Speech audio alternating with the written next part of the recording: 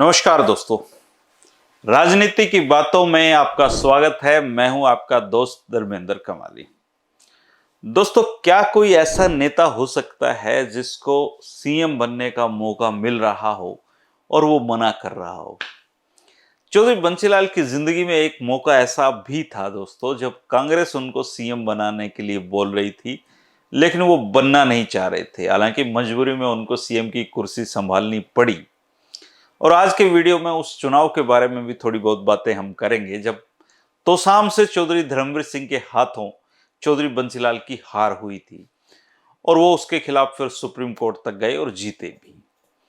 दोस्तों, चौधरी बंसीलाल का परिवहन मंत्री के रूप में जो कार्यकाल था वो जून 1986 में बहुत ही नाटकीय ढंग से खत्म हो गया था, क्योंकि तब जो प्रधानमंत्री थे राजीव गांधी जी, उन्होंने हरियाणा के मुख्यमंत्री का दायित्व चौधरी भजनलाल के हाथों से लेकर चौधरी बंसीलाल को सौंपने का फैसला कर लिया था।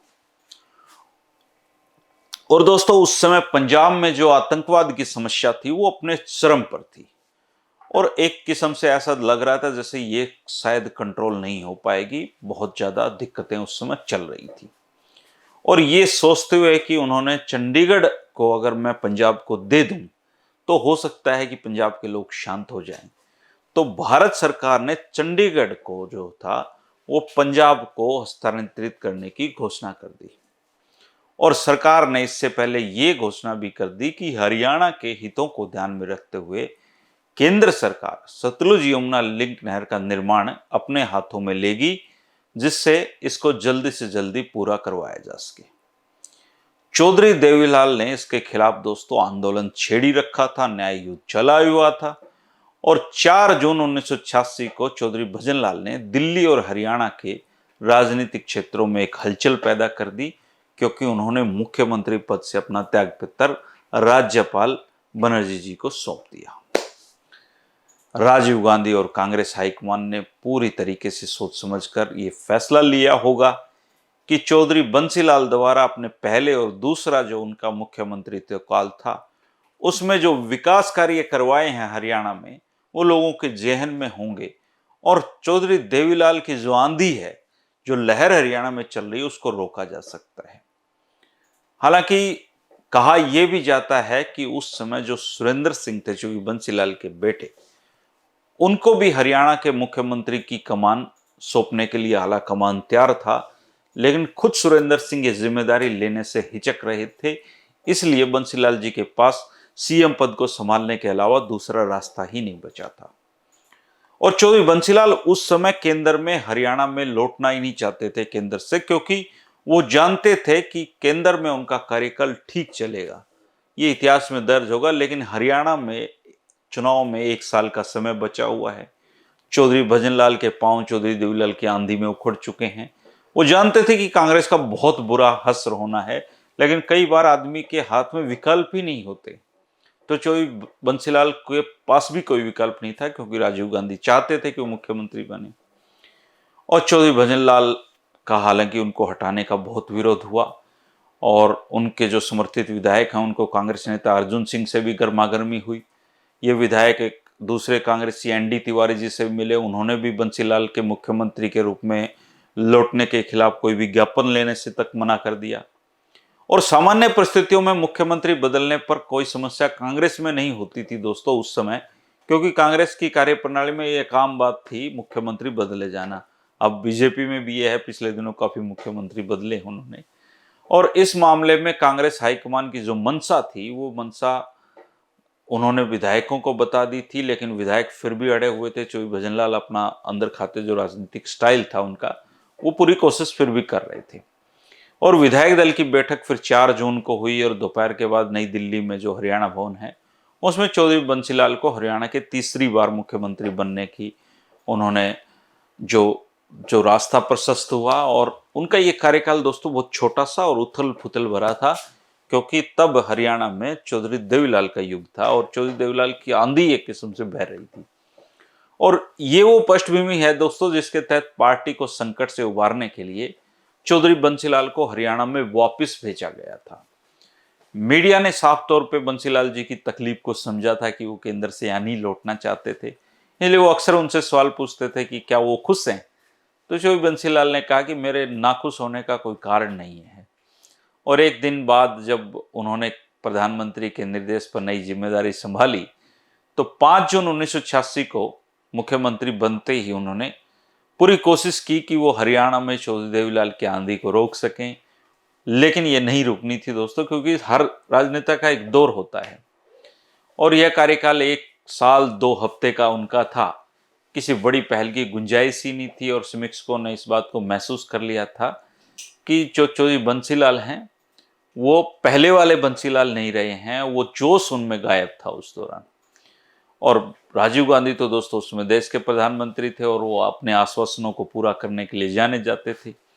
इराडी जो ट्रिब्यूनल था उसने 3 जनवरी 1987 को अपने फैसले की घोषणा कर दी थी। इसमें एसवाईएल के पानी में हरियाणा का हिस्सा 35 लाख एकड़ फीट से बढ़ाकर 38 लाख एकड़ फीट कर दिया गया था।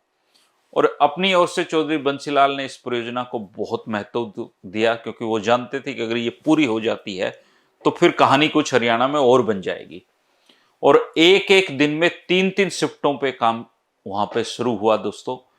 और ये देखने लायक बात थी एसवाईएल पर कि रात दिन वहां पे काम चला करता था, काम ना रुके रात, तो इसलिए बहुत बड़ी बड़ी फ्लड लाइटें वहां लगाई गई थी। नवंबर और दिसंबर 1986 में चौधरी बंसीलाल ने हरियाणा सरकार के सारे पंचों और सरपंचों को वहां की विजिट करवाई, ये दिखाने के लिए कि काम देखो कितना तेजी से चल रहा है। मकसद यही था कि चौधरी देवीलाल जो बहुत बाउंडर की तरह हरियाणा में बढ़ रहे थे उनको रोका जा सके।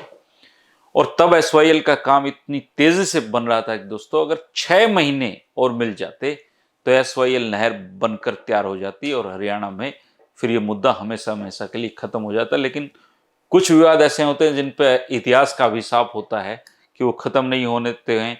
90% नहर का काम पूरा होने के बावजूद ये पूरा नहीं हो पाया और राजनीतिक परिस्थितियों का शिकार होने और जून 1987 के विधानसभा चुनाव में फिर कांग्रेस की पराजय दोस्तों, ये काम रुक गया, परियोजना पूरी नहीं हो पाई। और इस छोटी सी अवधि में प्रदेश की नहरों को पक्का करने के लिए हालांकि चौधरी बंसीलाल ने काम किया, 43 करोड़ रुपए का प्रावधान उन्होंने किया था।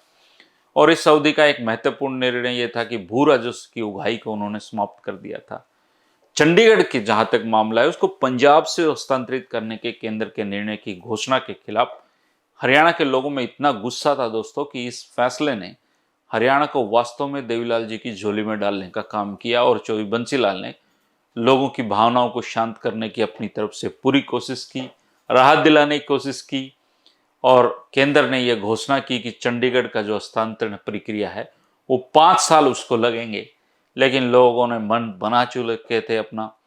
और चौधरी बंसीलाल के मुख्यमंत्री पद का दायित्व संभालने के तत्काल बाद उन्होंने ये बयान भी दिया था कि इस मामले में कोई समझौता नहीं करेंगे, चंडीगढ़ के हस्तांतरण पर तभी संभव होगा ये जब हरियाणा को जो गांव हैं हरियाणा को मिल जाएंगे।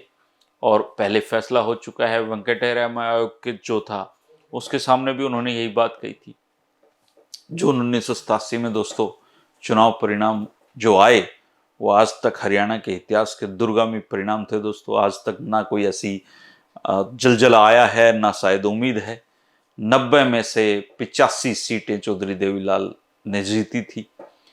और संक्षेप में कहा जाए तो केंद्र में जो सत्तारूढ़ कांग्रेस है वो पंजाब में शांति लाने का उस समय जो कोशिशें कर रही थी और जहां हिस्सा अपने चरम पर थी।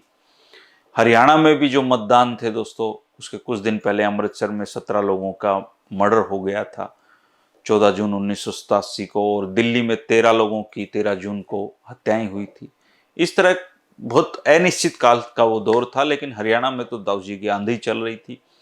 चंडीगढ़ पंजाब को हस्तांतरित किए जाने की घोषणा से जो देवीलाल जी थे उनकी संघर्ष समिति को बहुत फायदा चुनाव में हुआ। और राजीव गांधी की जो कोशिशें थी दोस्तों वो कोशिशें दम तोड़ गई और हरियाणा में ताऊ देवीलाल का फिर एक युग शुरू हुआ 1985 में। और हरियाणा की जो जनता है उसने ताऊ देवीलाल जी की सरकार से बहुत उम्मीदें लगा रखी थी और चौधरी साहब उसको पूरा करने की भी उसके मन में थे। और जो उस समय जो बुढ़ापा पेंशन का एक जो ऐसा बहुत बड़ा काम उन्होंने किया जो चौधरी बंसीलाल शायद नहीं कर पाए। हर आदमी के कार्यकाल में ऐसे माइलस्टोन होते हैं जिसको याद किया जाता है। चौधरी देवीलाल को जब तक बुढ़ापा पेंशन की बात रहेगी वो चौधरी देवीलाल के को हमेशा उसके लिए याद रखा जाएगा। और 90 में से 85 सीटें दोस्तों लाना कोई हंसी खेल नहीं है, कोई नहीं ला पाया। पिछली बार बीजेपी 75 पार की बात कर रही थी लेकिन 40 पे अटक गए थे। तो उनके नाम का एक रिकॉर्ड है। और 1987 के जो चुनाव हैं उसमें चौधरी बंसीलाल के साथ एक चीज और जुड़ी कि वो तोसाम की सीट पर उनको हराया गया। और हराया भी किसने? उस समय की राजनीतिक सनसनी चौधरी धर्मवीर सिंह ने। वो 2186 वोटों से उनकी हार हुई। और बताते हैं कि इस चुनाव में जो तरीके अपनाए गए उनकी शिकायतों पर चुनाव आयोग ने बंसीलाल जी ने आपत्ति जताई लेकिन किसी ने ध्यान नहीं दिया और चौधरी बंसीलाल को जीवन में दूसरी हार का सामना करना पड़ा।